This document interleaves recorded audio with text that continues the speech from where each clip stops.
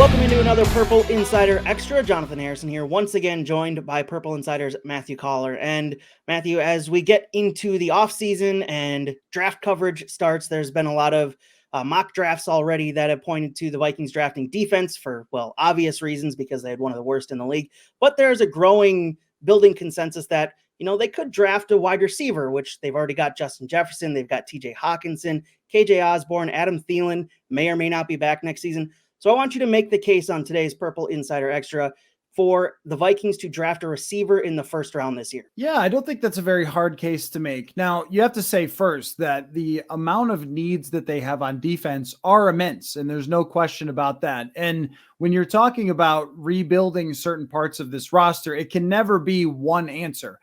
So if they were to draft a cornerback, that doesn't mean that they don't have other needs at, say, pass rusher, long-term, interior rush. If Dalvin Tomlinson doesn't sign an extension, maybe a run stuffer on the inside. Like, there's needs that you could make the case for. But when we're talking about a first rounder, if you were looking at wide receiver, what you'd be aiming for is somebody to be the 1B to Justin Jefferson for many years going forward.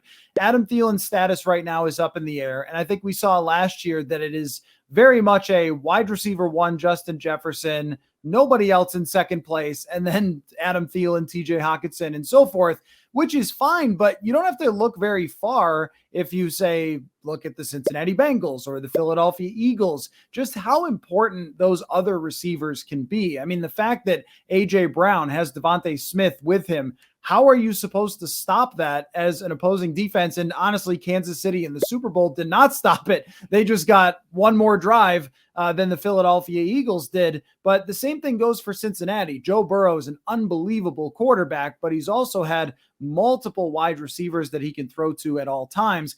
And if you watch the Super Bowl, you don't have to really think too hard about it. What's going to win in this league going forward?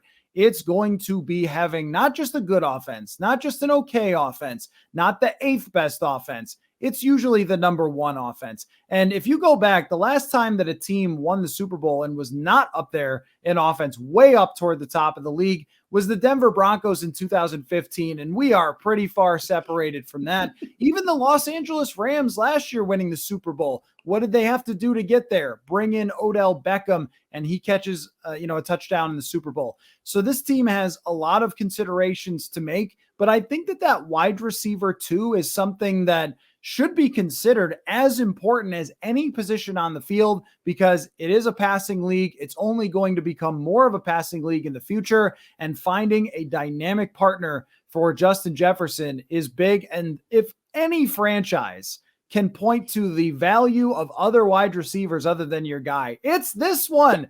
Randy Moss, Chris Carter, Jake Reed. And in 1998, they outscored their opponents by 260 points. So yeah, I would say that position is pretty darn valuable. And even if you want another connection, how about the Green Bay Packers that for years only had Devontae Adams as their guy? And when it got to the playoffs, sometimes teams found ways to slow him down, and they didn't have another option. So is there an argument for it? I think absolutely. It's not the favorite in my mind that would still be cornerback or maybe pass rusher of some kind, interior or on the edge with Brian Flores coming in. I think he probably wants an additional little present to welcome him to Minnesota in the form of a first-round pick. But is there a case? Yes, because you're not going anywhere in the NFL if you don't have a top 5 offense. That's been another Purple Insider Extra for Bring Me the Sports. Be sure to rate, review, and subscribe to the Purple Insider Podcast wherever you get your podcasts. Talk to you next time.